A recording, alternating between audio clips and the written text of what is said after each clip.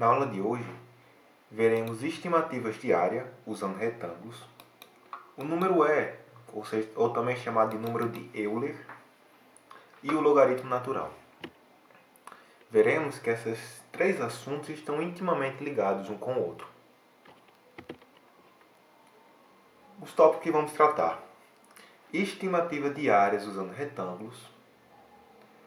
Como isso aqui é um preparatório para o cálculo, em cálculo vocês verão a questão de integral.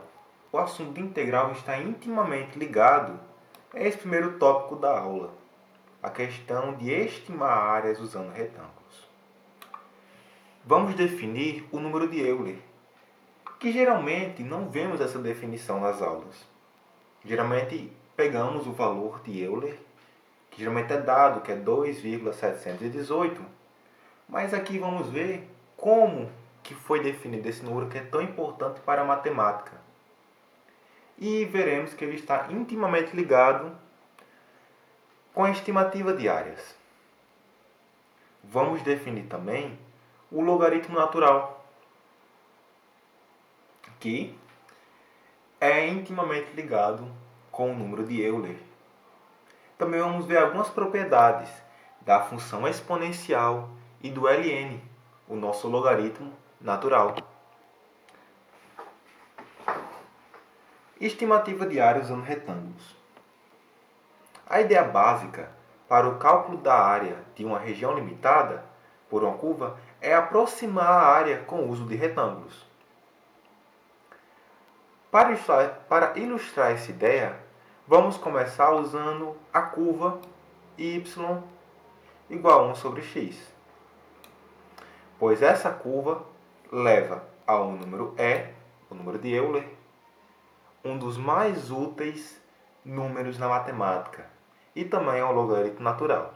Pronto, aqui já disse o que eu falei no começo, que com essa ideia de estimar áreas em retângulos, ela está intimamente ligada ao número de Euler, que está ligado ao logaritmo natural. Então vamos. Vamos começar por considerar a região amarela mostrada ao lado, cuja área é representada pela essa expressão. Mateus, que expressão é essa? Essa expressão nos diz que a área sob a curva 1 sobre x, que vai de 1 a 2, que é justamente essa nossa área aqui, ó. Essa nossa área em amarelo. Essa nossa areazinha aqui.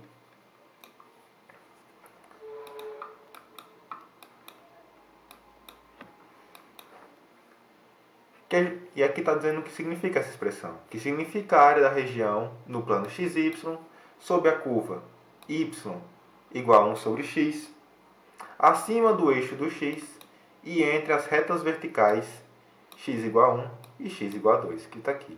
X igual a 1 e x igual a 2. Então vamos estimar agora a área dessa regiãozinha amarela. O exemplo que se segue mostra como obter uma estimativa preliminar da área da forma mais rudimentar possível, que é usando apenas um retângulo. Exemplo: demonstre que essa área sob a curva 1 sobre x, que vai de 1 a 2, é menor que 1, limitando a área da região amarela por cima usando um quadrado de lado 1, que estamos aqui. Aqui temos um quadrado de lado 1. Ó, podemos ver que esse quadrado vai pegar toda a nossa região amarela e vai pegar uma parte que também que não faz parte dessa nossa região amarela. Essa partezinha aqui acima da curva. O menor retângulo com lados paralelos aos eixos coordenados que contém a região amarela é o quadrado 1 por 1. Esse nosso quadrado mostrado aqui. Como a região amarela se situa dentro do quadrado, a figura aqui apresentada nos permite concluir que a área da região amarela é menor do que 1. Aí você me pergunta, Mateus, não entendi. É o seguinte, a área de um quadrado, esse quadrado tem lado 1, tem os lados 1 por 1, certo? A área dele vai ser 1 ao quadrado. 1 ao quadrado é 1. Então, a área desse nosso quadrado, todo ele, contando essa parte de cima,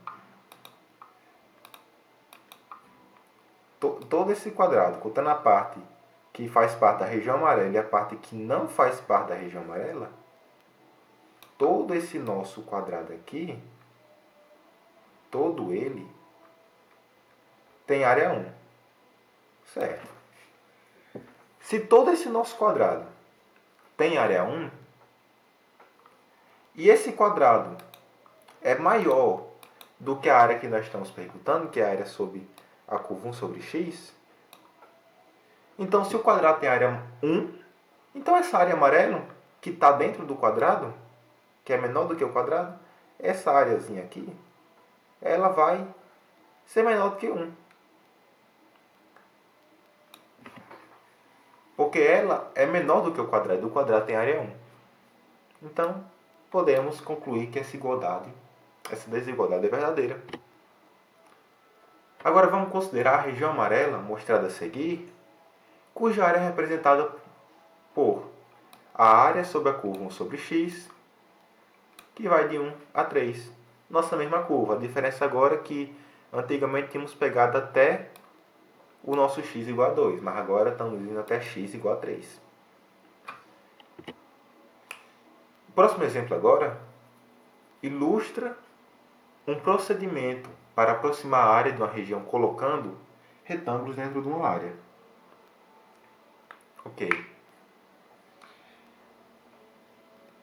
Demonstre que essa área sobre a curva 1 sobre x, que vai de 1 até 3, é maior que 1, posicionando 8 retângulos, todos do mesmo tamanho de base, isso é importante, dentro da região amarela ao lado. Então, vamos fazer isso agora. Vamos pegar essa região amarela e dividir em 8 retângulos. Vamos fazer 8 retângulos aqui. E está aqui na foto. Vamos posicionar 8 retângulos sobre a curva, como mostrado na figura a seguir. Pronto. Temos 8 retângulos aqui. Temos esses 8 retângulos.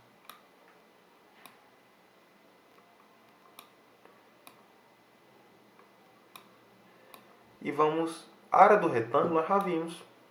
A área do retângulo é uma área fácil de calcular. Então, calculando, estimando essa área sobre a curva, através de retângulos, é um método bem fácil de se fazer. Mas ele não é totalmente exato. Aqui, com 8 retângulos. Vocês podem ver, ó, que temos alguns pedaços que estão sobrando. Vou pintar aqui de outra cor, de azul. Esse pedacinho aqui da curva, ele está sobrando. Tem um pedacinho sobrando aqui da curva, ó, também acima do retângulo. Ou seja, essa nossa área vai nos estimar um valor em que o nosso valor da área de 1 sobre x vai ser um pouco maior do que o valor que teremos com 8 retângulos estimando. E aqui temos que dividimos o intervalo de 1 a 3 em 8 intervalos de igual tamanho. O intervalo de 1 a 3 tem comprimento 2. Tem comprimento 2, mas eles têm. Temos aqui, ó, deslocamos uma unidade aqui, ó, de 1 a 2 e temos outra unidade de 1 a 3. Temos duas unidades aqui. Então a base de cada retângulo terá comprimento 2 sobre 8, que é 2 dividido por 8. Queremos bases de comprimentos iguais. E temos um comprimento 2 nesse nosso intervalo. Então vamos dividir esse nosso valor do intervalo pela quantidade de retângulos que queremos. Simples. Aí nós teremos uma base de mesmo tamanho. E 2 sobre 8 é a mesma coisa de 1 sobre 4. Apenas uma forma de expressar diferente. Agora vamos para a parte mais do cálculo. Seja f de x, que é igual a 1 sobre x, a base do primeiro retângulo é o intervalo 1, 5 quartos.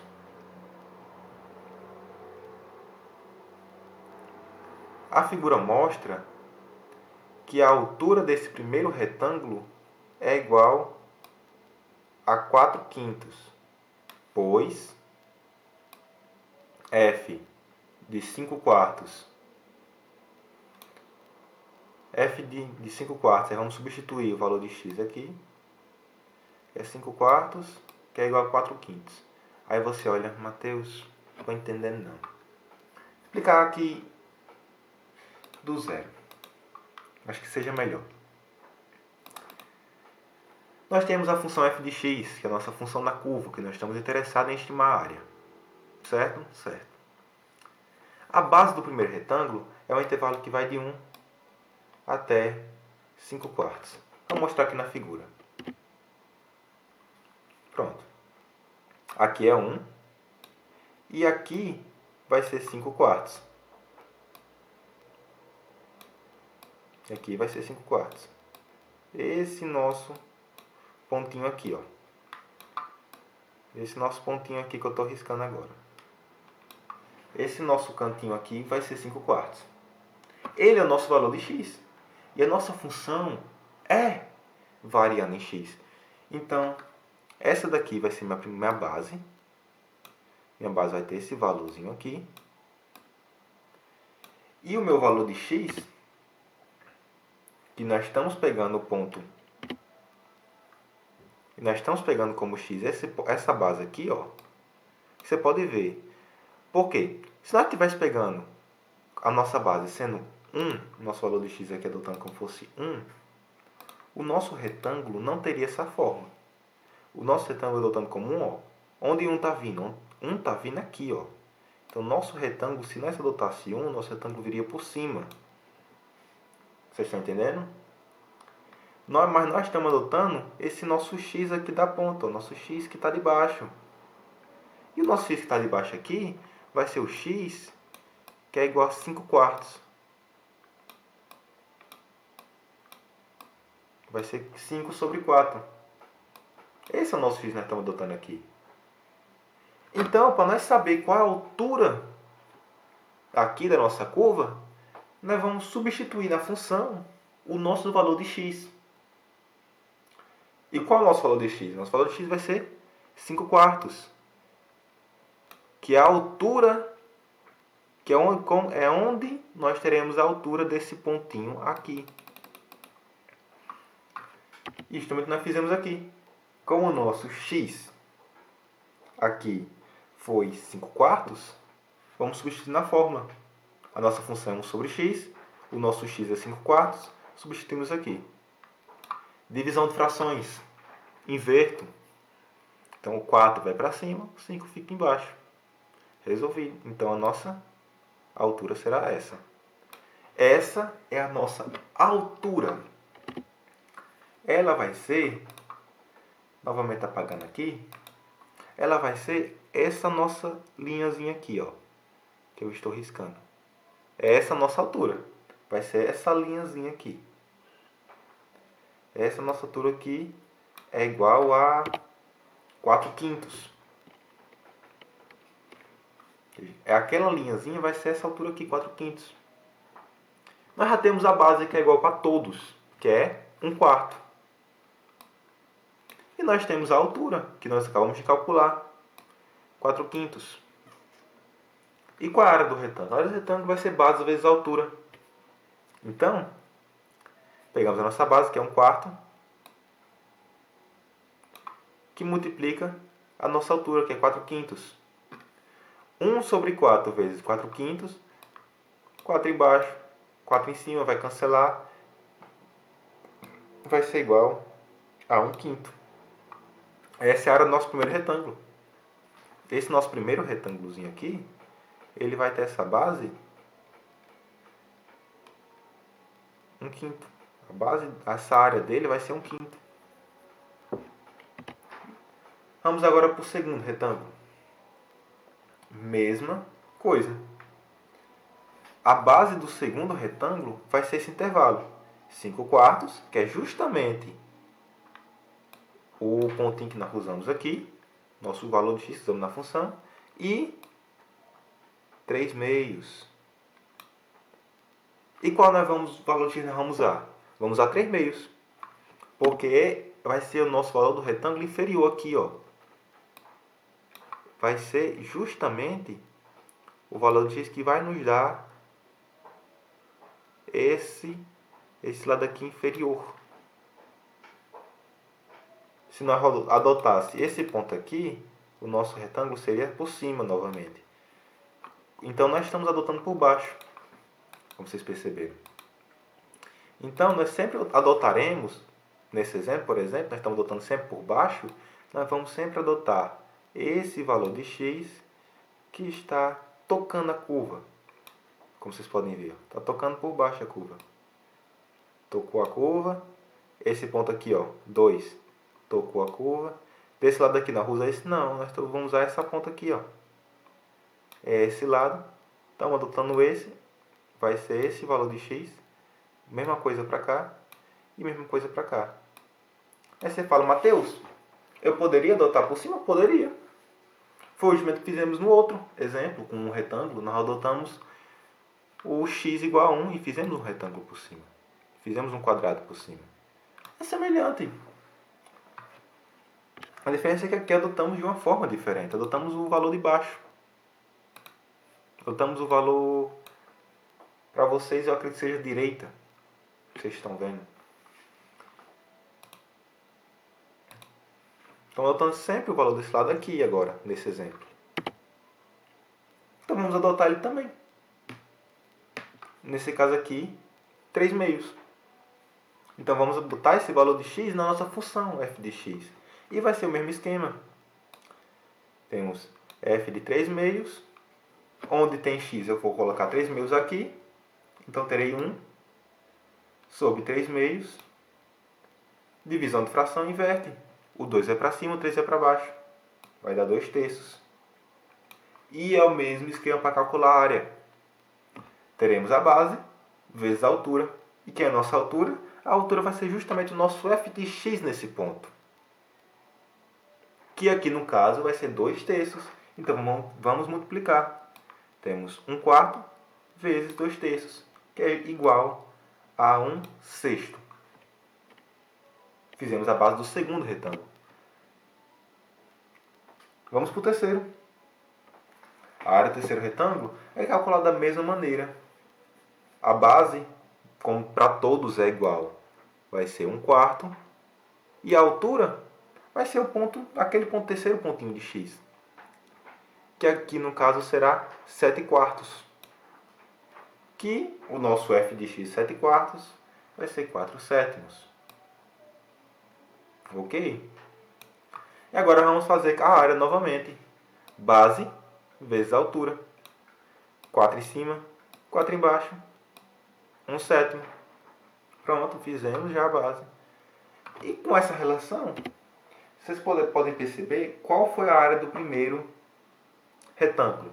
A área dele foi 1/5. A área do segundo retângulo foi 1/6. E a área do terceiro retângulo foi 1/7.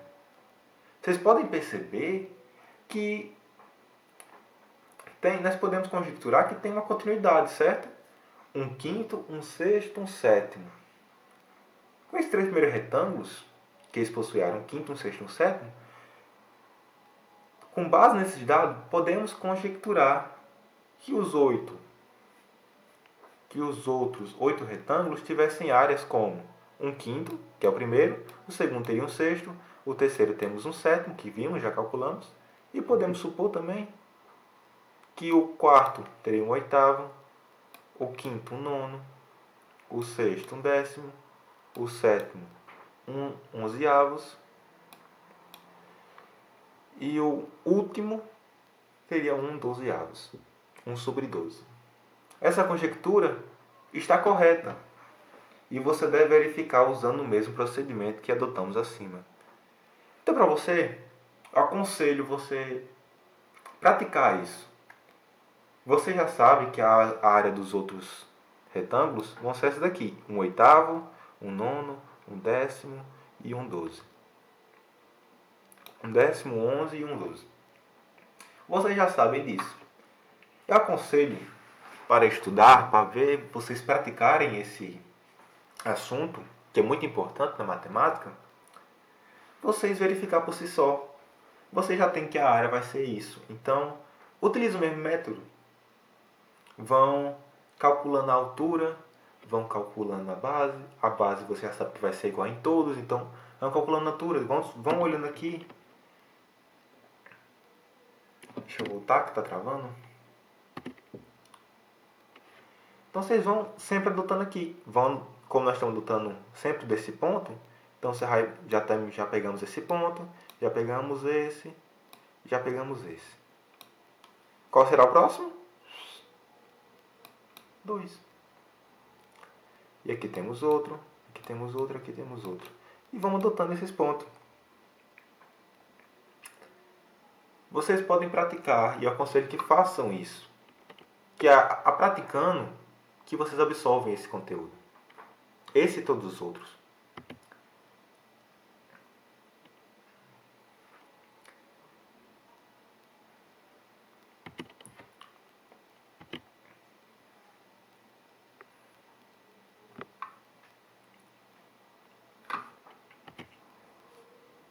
Pronto. Dessa forma, nós vamos agora somar as áreas de todos esses 8 retângulos. Porque nós vamos somar a área de cada retângulo, que nós até agora temos calculado a área dos retângulos individualmente, e somando todos eles, nós vamos ter a área aproximada da nossa curva, que é igual a 28.271 sobre 27.720. Com esses 8 retângulos, se situam dentro da região amarela. Como esses 8 retângulos se situam dentro da região amarela, a área da região é maior que a soma das áreas dos retângulos. Justamente aquilo que eu disse. Tinham aquele espacinho sobrando em cima dos retângulos. Então, a área sobre a curva vai ser um maior do que a área que estimamos. E se vocês quiserem uma aproximação cada vez mais precisa, é só aumentar a quantidade de retângulos. Com 8 retângulos, deu essa estimativa. Que se atestar com 10, com 16, com 32, você terá uma estimativa cada vez mais precisa da área dessa curva. E não só dessa curva, qualquer função. Se quiser calcular estimando a área, usando retângulos, para ter uma aproximação cada vez mais precisa, é só aumentar a quantidade de retângulos. Quanto mais retângulos tivermos, mais preciso será a nossa aproximação. E eu aconselho que vocês possam fazer isso também. Se quiserem praticar, façam a estimativa da área daquela curva usando vários retângulos, não só 8. Use 10, 12. Aí é com vocês. E essa fração, à direita, tem um numerador maior que o denominador. Vou mostrar para aqui. Ó, vocês podem ver, essa parte de cima é maior do que a parte de baixo. Com isso nós entendemos o quê? Com isso, nós entendemos que essa fração é maior do que 1. Portanto, sem mais cálculos, a desigualdade acima mostra que a área sobre a curva 1 sobre x entre 1 e 3 é maior do que 1. Que é justamente o que tínhamos que provar no exemplo, lembram? Deixa eu voltar.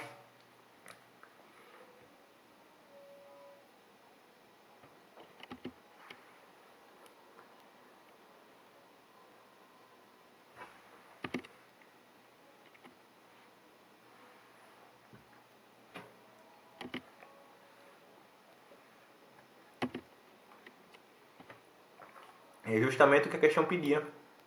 Pediu para nós provar que essa área seria maior do que 1. E foi justamente o que provamos. Deu aquela fração em que a parte de cima era maior do que a parte de baixo. Então, poderíamos provar facilmente que essa fração teria um valor maior do que 1. Então, essa nossa área, que é menor do que a área, que é maior do que a foi estimada, é maior do que 1.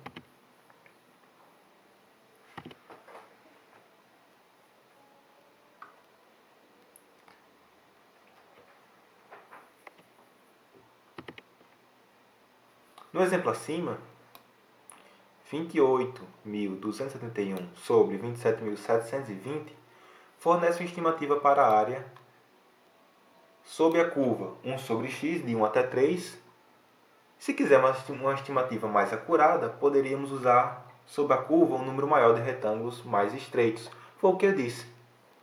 Para ter cada vez um valor mais preciso, usarmos mais retângulos. E aqui nós temos uma tabela que vai mostrar a soma das áreas dos retângulos sob a curva para diferentes escolhas de número de retângulos. Então, se vocês tiverem praticado, vocês podem conferir o seu resultado com essa tabela que eu vou mostrar a seguir. Aqui supomos que todos os retângulos têm o mesmo tamanho de base, como no exemplo anterior, e as somas foram arredondadas até 5 dígitos. E aqui temos, com 10 retângulos, a nossa área é de 1,0349, com 100 retângulos, 1,0920, com 1000 retângulos, 1,0979, com 10.000 retângulos, 1,0985 e com 100.000 retângulos, 1,0986. Dessa tabela, eu quero que vocês pausem agora, tentem analisar alguma coisa em questão do número dos retângulos e a soma da área, alguma relação que tenha. Bom, acreditando que vocês tenham pausado, o que podemos perceber aqui? A diferença entre quando tinha 10 retângulos e a 100 foi de 0,6. Tá certo? Quando fomos de 100 a 1000 retângulos, a nossa curva alterou 0,0059. A diferença diminuiu, certo? E quando aumentamos mais ainda a quantidade de retângulos, a diferença diminuiu mais ainda da área. Ficou 0,0985. A diferença daqui foi de 0,0006. E quando saímos de 10.000 para 100.000 retângulos, aí que a diferença diminui. A diferença foi de 0,0001. E se continuarmos aumentando a quantidade de retângulos, a diferença vai diminuir cada vez mais. Por quê? Um dos fatos é que, lembram que tinha um espacinho entre o retângulo e a curva? Aumentando a quantidade de retângulos, aquele espaço vai diminuir. E de pouquinho em pouquinho, aquele espaço vai diminuindo cada vez mais. Então a diferença com o tempo vai ficar bem pequena. Vocês podem ver que aqui aumentou sempre no mesmo passo. Olha, 10 vezes 10, 100. 100 vezes 10, sempre foi multiplicando de 10 em 10. E no primeiro nós tínhamos uma diferença de 0,06. E com o tempo aqui, e no último aqui foi para uma diferença de 0,0001. Diferença bem pequena. O valor exato da área de 1 sobre x de 1 até 3 é um número irracional, cujo os primeiros 5 dígitos são 1,0986. o que está de acordo com a última entrada da tabela. Vamos voltar aqui e lembra que eu falei que quanto maior a quantidade de retângulos, mais preciso vai ser a nossa estimativa. Com 10 retângulos, a área que tínhamos calculado foi de 1,03, ok? E a nossa área sobre a nossa curva, com 5 dígitos, é 1,0986. O que é justamente o valor que bate quando usamos 100.000 retângulos. Aí você fala, Mateus, mas isso aí, para nós fazer com 100.000 retângulos esse processo todo, é trabalhoso. Em cálculo, vocês verão uma fórmula para calcular isso de forma mais fácil e com precisão maior. Tem a soma de Rímel, usando somatória, que vocês vão estudar. Também tem usando integral. Pequeno spoiler para vocês. Mas vocês vão ver que essa parte de estimativa de áreas usando retângulos é muito importante para quando vocês forem estudar integral. Em resumo, podemos obter uma estimativa acurada da área na região amarela dividindo o intervalo de 1 a 3 em vários intervalos pequenos e depois calculando a soma das áreas dos correspondentes retângulos posicionados sobre a curva. E aqui temos a área de 1 sobre x de 1 até um tal c, com c maior do que 1, representemos por área de 1 sobre a curva 1 sobre x de 1 até c, a área da região amarela da figura a seguir. E aqui temos a nossa função sobre x e temos a área que vai de 1 até um tal valor c. Em outras palavras, essa nossa área é a área da região sobre a curva y igual a 1 sobre x, acima dos eixos x e entre as retas verticais x igual a 1 e x igual a c. Aqui temos a seguinte tabela.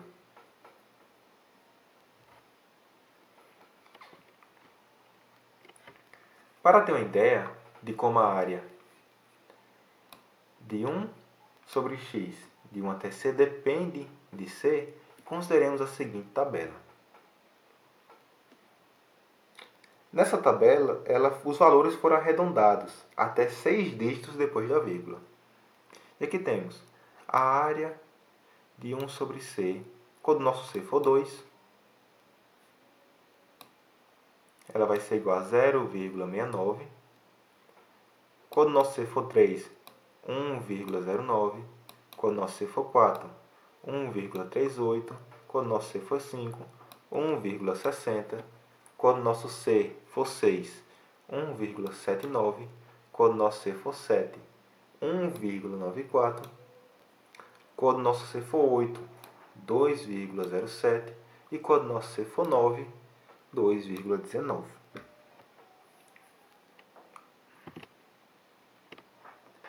A tabela apresentada está de acordo com as desigualdades que derivamos anteriormente nessa seção, que é justamente que a área que vai de a área sobre a curva 1 sobre x, que vai de 1 até 2, é menor do que 1, e a nossa área dessa mesma curva, indo até 3, é maior do que 1. Justamente o que vimos nos dois primeiros exemplos. Agora, antes de eu mostrar o que tem a seguir, quer que você pause por um momento e volte na tabela anterior e veja se você consegue descobrir alguma relação entre quaisquer entradas na tabela acima. Se você procurar alguma relação entre entradas na tabela acima, provavelmente a primeira coisa que você vai observar é que você volte nessa tabela e analise um pouco o nosso valor do C e a questão de nossas áreas. Observe bem o valor dessas áreas que pause e pense um pouco.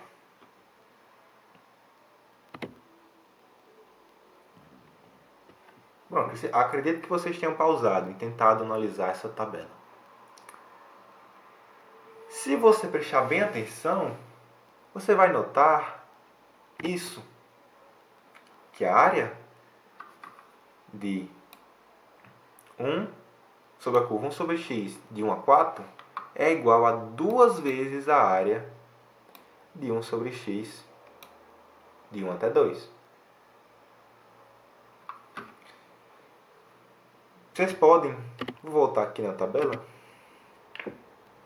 vocês podem ver, podem multiplicar essa área aqui por 2 e vocês terão a área quando C é igual a 4. E existem mais dessas igualdades. Vocês verão depois.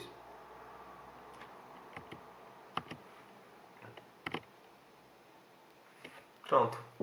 E para ver se alguma outra relação está oculta na tabela, acrescentamos aqui uma terceira coluna, mostrando a razão de área dessa nossa área com C para a área sobre a curva até 2. E uma quarta coluna mostrando a razão dessa nossa área indo até C e da nossa área indo até 3. Por quê? Mostrando a razão, vamos ver os números inteiros. Se uma é múltipla da outra. Como vimos, a área quando C é igual a 2 e a área de 2, a mesma área dividida por ela mesma vai ser 1, né? Qualquer número dividido por ele mesmo é 1. 10 dividido por 10 é 1. 20 dividido por 20 é 1. Então aqui podemos ver, primeira relação. Nós temos a relação com quando a área é 2, que nós vimos no slide passado, que quando o nosso C é 4, a nossa área vai ser 2 vezes a nossa área de 2. E está aqui, razão. Temos um outro número inteiro. E como eu disse, há outras relações. Como, por exemplo, a área quando C é 8, vai ser 3 vezes a nossa área indo até 2. E nossa área indo até 3 também tem a mesma relação. A área de 3 dividido por 3 vai ser 1. E quando o nosso C for 9, ela será 2 vezes a área indo até 3.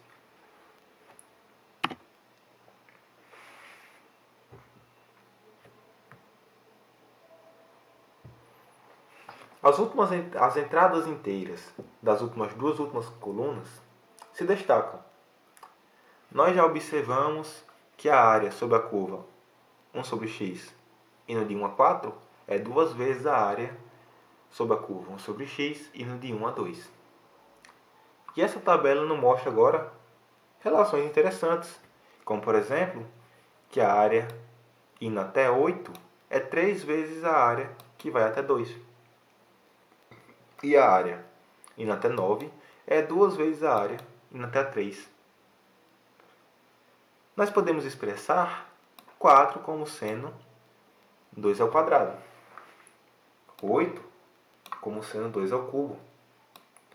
E 9 como sendo 3 ao quadrado. E podemos escrever essas equações de modo mais sugestivo, dessa forma. Nós temos essa igualdade aqui, da área indo até 4, que é igual a 2 vezes a área indo até 2. E 4 é o quê? 4 é 2 ao quadrado. Apenas trocamos, substituímos o mesmo valor, não mudou, não alterou o resultado. Mas essa mudança vai nos dar algo muito interessante. Essa nossa relação aqui, que vai até 8, que é igual a 3 vezes a área indo até 2, como 8 é 2 ao cubo, vamos mudar esse valor aqui. Não tem 8, vamos botar 2 ao cubo. Não alteramos o resultado novamente.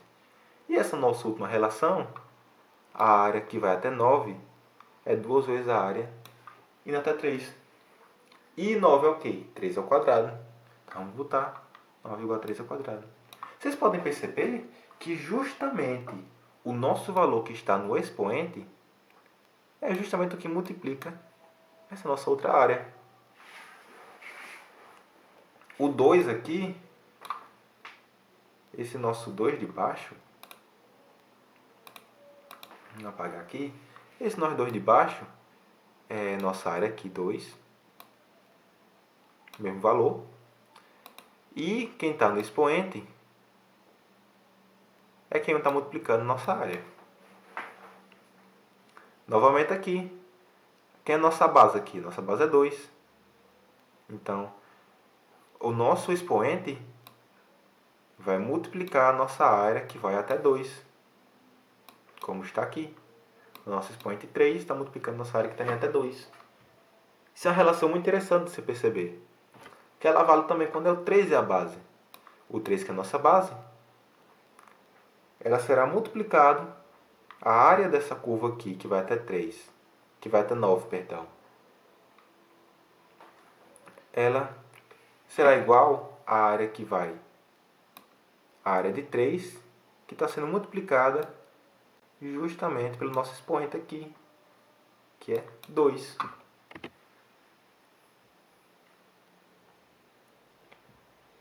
E essas equações sugerem a seguinte fórmula notável, que é essa nossa fórmula para a área, em que a área da curva sobre a curva 1 sobre x, que vai de 1 até c elevado a t, é igual a t, que multiplica a área sobre a curva 1 sobre x, que vai de 1 a c. Então, a nossa base vai ser sempre multiplicada pelo nosso expoente, aqui, por exemplo. E isso para todo c maior do que 1 e para todo t maior do que 0. Nós já sabemos que a fórmula acima vale em 3 casos especiais. Por enquanto, vamos assumir que essa evidência observada na tabela é suficientemente convincente para aceitar essa fórmula.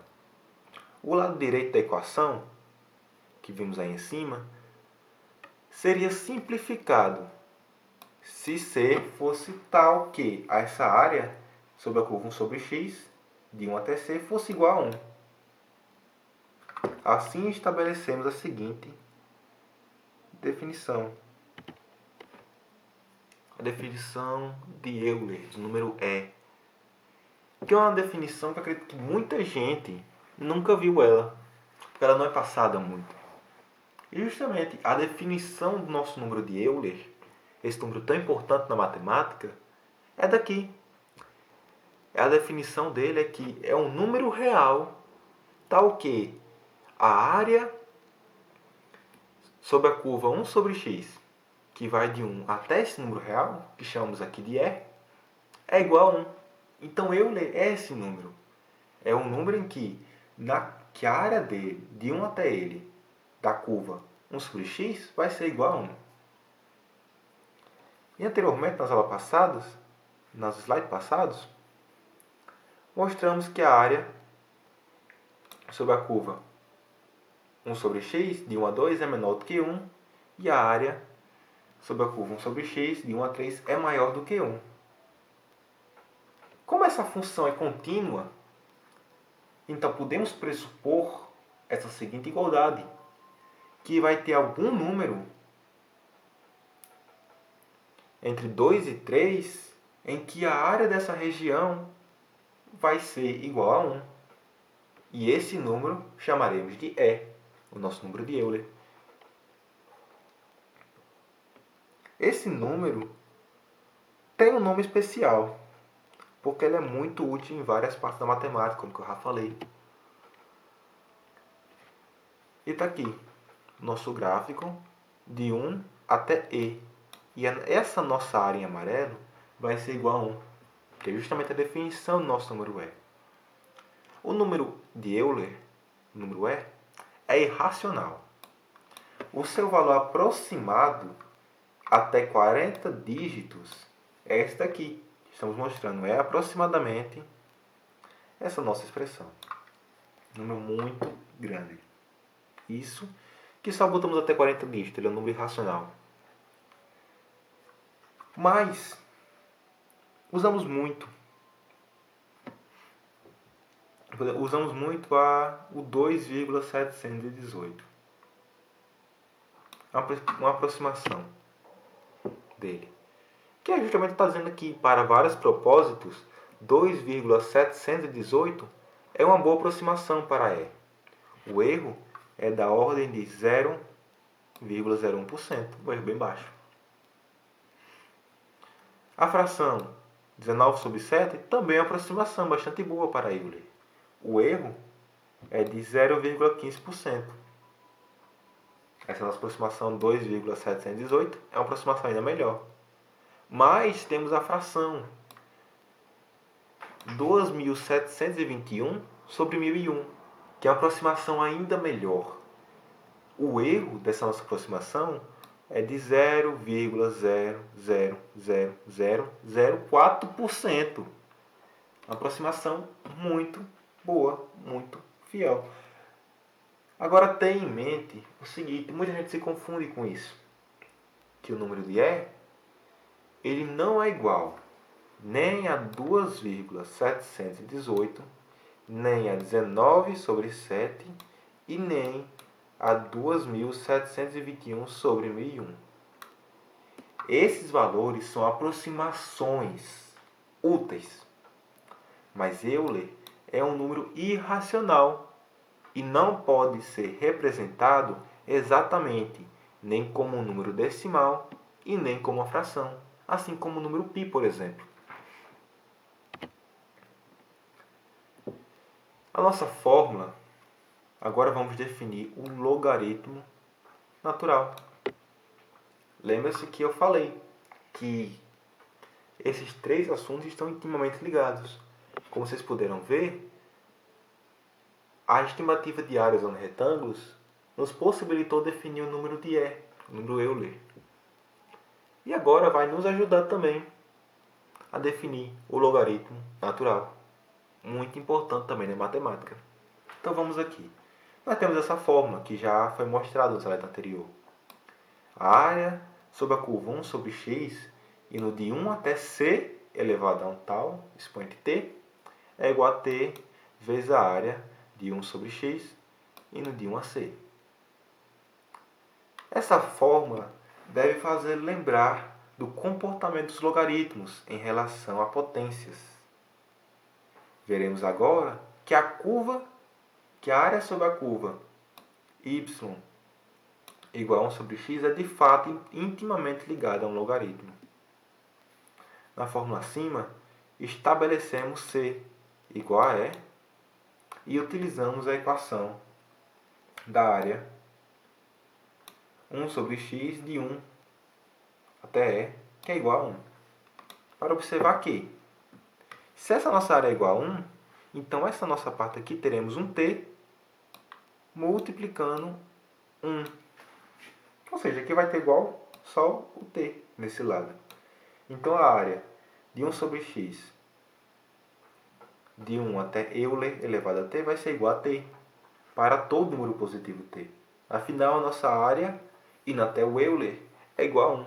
Qualquer número multiplicado por um t multiplicado por 1 será igual ao próprio t. Consideremos agora um número c maior do que 1. Podemos escrever c sob a forma de uma potência de E de maneira usual. C é igual a log a Euler elevado a log de Euler, a log de C na base Euler, perdão.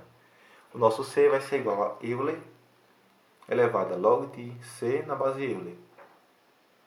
Mateus, isso é verdade? É verdade. Podemos meio que cancelar, vamos dizer assim, essa nossa potência aqui. E vai sobrar só o C. É a mesma coisa, apenas a forma de expressar diferente.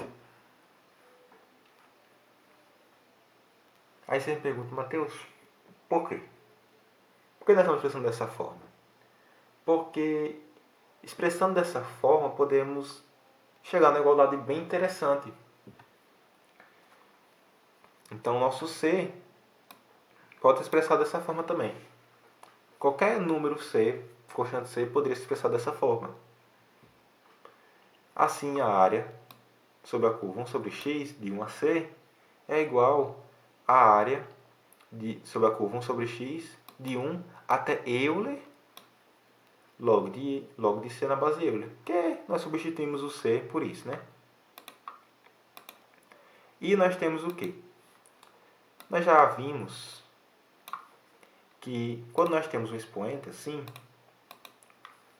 podemos passar esse nosso expoente para o lado de fora, né? Multiplicando a nossa área. O que fizemos aqui?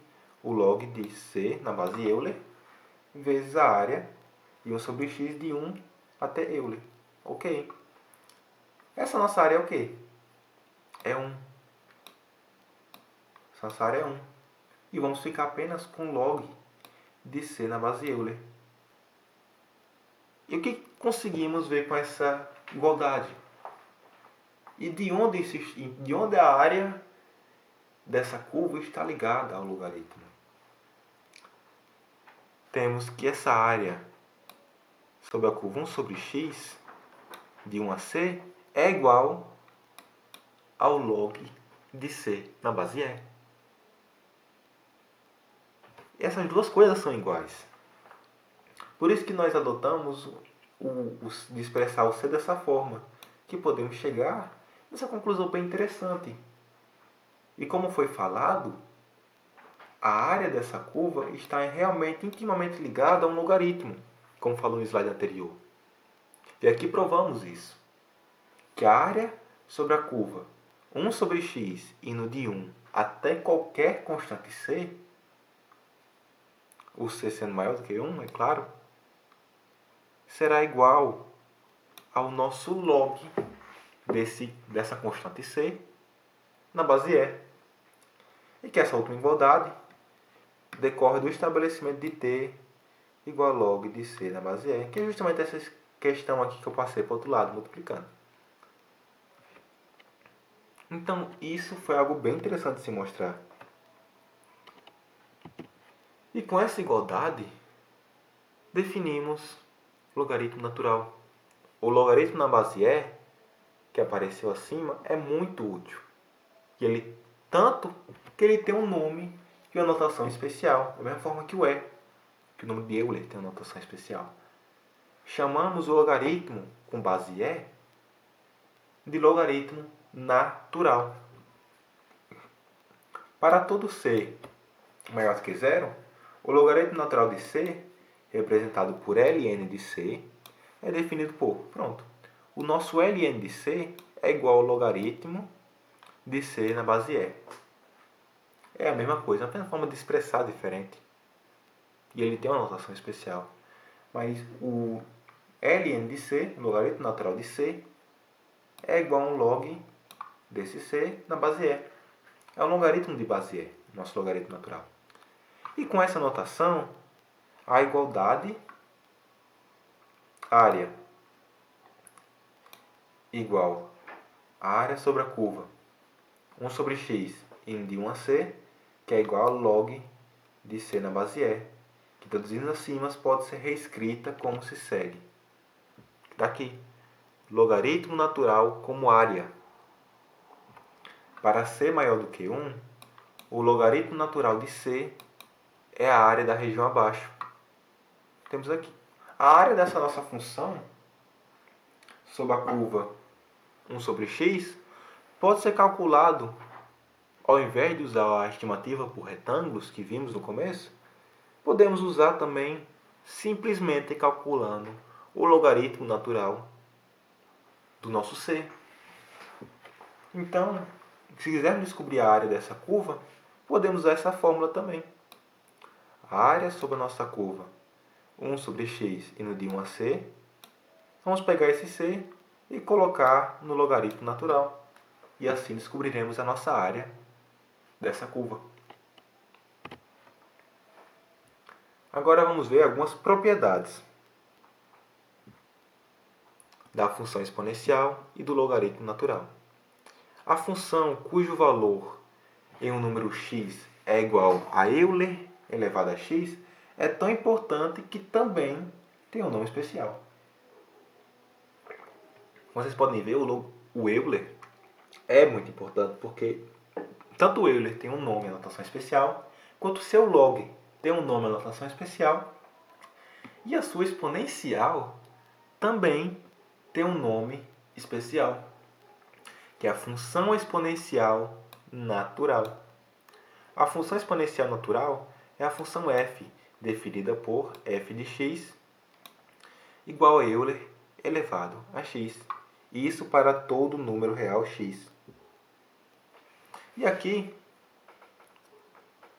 temos realmente uma função exponencial. Lembrando das aulas passadas, que já foi tratado funções exponenciais, aqui temos uma função exponencial em que sua base é o e. Mas ela possui esse nome especial, função exponencial natural. O gráfico da função exponencial Euler elevado a x assemelha-se aos gráficos das funções exponenciais 2 elevado a x e 3 elevado a x, ou qualquer outra função exponencial em que a base seja maior do que 1. Especificamente, Euler elevado a x cresce rapidamente quando o módulo de x é grande e aproxima-se de zero para valores negativos de x com um grande valor absoluto, assim como qualquer outra função exponencial. O domínio da função exponencial é o conjunto dos números reais e a imagem da função exponencial é o conjunto dos números positivos. Além disso, a função exponencial é uma função crescente, assim como toda função do tipo b elevado a x com b maior do que 1. Aqui temos um gráfico. Nesse gráfico, a mesma escala foi usada em ambos os eixos, tanto no eixo x quanto no eixo y. Isso para evidenciar o quão rápido é o crescimento de Euler elevado a x quando o x aumenta. E aqui temos, nosso x aqui está variando de menos 2 a 2. Isso é o nosso domínio. E é justamente o que está dizendo nesse textinho aqui. O domínio dessa nossa função vai ser o conjunto dos números reais. Então, daqui, menos 2 a 2, por exemplo, pertence ao domínio dessa função. E nossa imagem vai ser o conjunto dos números positivos. Vocês podem ver, não tem nenhum valor negativo. Aqui temos 2, 4, 6. E podemos ver que ela cresce muito rápido. Porque quando temos o Euler elevado a 2, nosso valor aqui já está, ele saiu de menos 2 aqui e com 4 unidades, de menos 2 a 0 é 2 unidades, e de 0 a 2 é 2 unidades, em 4 unidades, ele subiu absurdamente. Assim como o comportamento de qualquer função exponencial. E aqui temos que as potências de base E satisfazem as mesmas propriedades algébricas que as potências de qualquer número. As propriedades serão as mesmas. Aqui tem algumas propriedades de potência de base E. Temos Euler elevado a 0 é igual a 1, assim como toda potência. Euler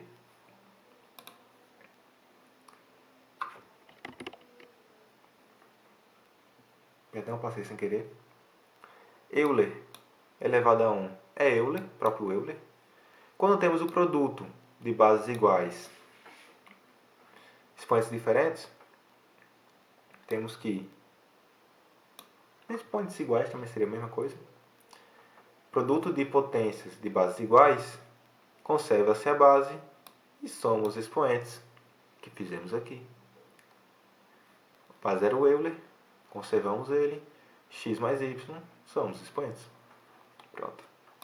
Euler elevado a menos x, isso é igual a 1 sobre Euler de x.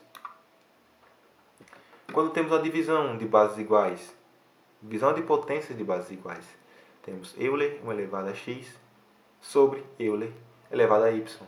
Conservamos a base e subtraímos os expoentes. E quando temos o produto, quando temos a potência de uma potência, conserva-se a base, multiplica os expoentes. Tanto aqui, Euler elevado a x vezes y, assim como as propriedades de potência de qualquer base.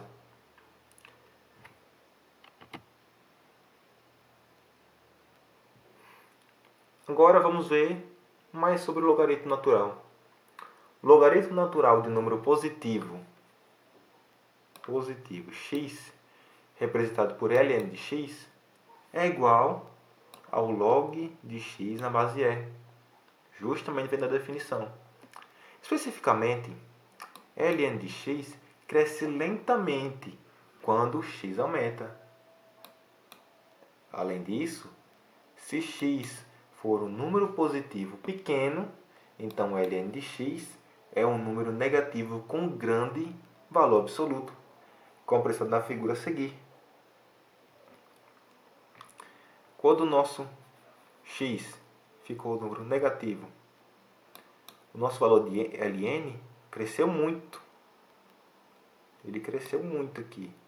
E rapidamente, como vocês podem ver. Nesse ponto, justamente quando o nosso gráfico começa a descer, ele começou a descer de uma forma muito rápida. E já aqui não.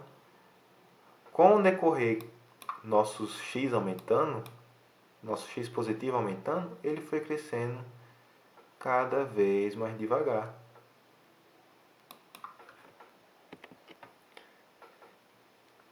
Portanto, nós temos algo bem interessante aqui também. Que o gráfico do logaritmo natural, nosso ln, ele vai se assemelhar muito aos gráficos das funções de log de x na base 2 e o log de x em qualquer base, contando que o número seja maior do que 1.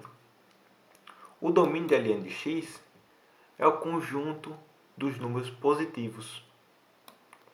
E a imagem de ln é o conjunto dos números reais. Além disso, ln de x é uma função crescente, porque é a função inversa da função crescente de Euler elevado a x. Como vocês podem ver, tudo o inverso de Euler elevado a x. O domínio de Euler elevado a x era o conjunto dos números reais. E já o domínio de ln é o conjunto dos números positivos. A imagem de Euler elevado a x era o conjunto dos números positivos.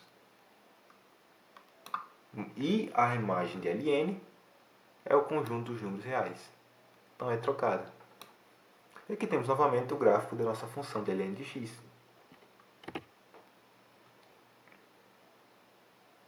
Novamente aquele gráfico do slide passado, esqueci de comentar, a escala dele, em ambos os eixos foi usada a mesma escala.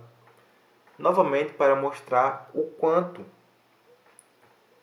ln desce rapidamente perto de zero e em direção aos números negativos com grande valor absoluto.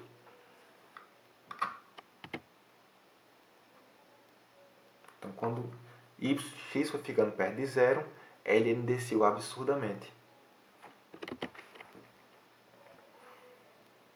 Isso é algo que tem que prestar muita atenção também. Por quê? O nosso x, quando vai aumentando, ele cresce lentamente. Mas quando o nosso x começa a se aproximar de zero, que lembrando, o domínio de ln é os números positivos, ou seja, não teremos x negativos aqui. O domínio dele é números positivos. Mas o mais perto, o menor que ele pode estar, é zero. E quando nós estamos chegando perto de zero, ele vai crescendo muito negativamente aqui em y. Isso é algo muito importante de comentar. E aqui eu tenho algumas propriedades do logaritmo natural, que é um logaritmo com base e. E como qualquer logaritmo, ele satisfaz todas as propriedades para logaritmos com qualquer base. As propriedades do logaritmo natural. Aqui, x e y são números positivos. Ln de 1 é igual a 0. Ln de Euler é igual a 1. Ln de x vezes y é o ln de x mais ln de y. Ln de 1 sobre x é igual a menos ln de x. E o ln de x sobre y é o ln de x menos ln de y. E o ln de x elevado a um t, esse t passa para frente multiplicando. Teremos t vezes ln de x. Essas propriedades discutimos mais a fundo na aula de logaritmos. Então, se você tiver alguma dificuldade em entender elas, sugiro que assista a outra aula para entender melhor essas questões do logaritmo.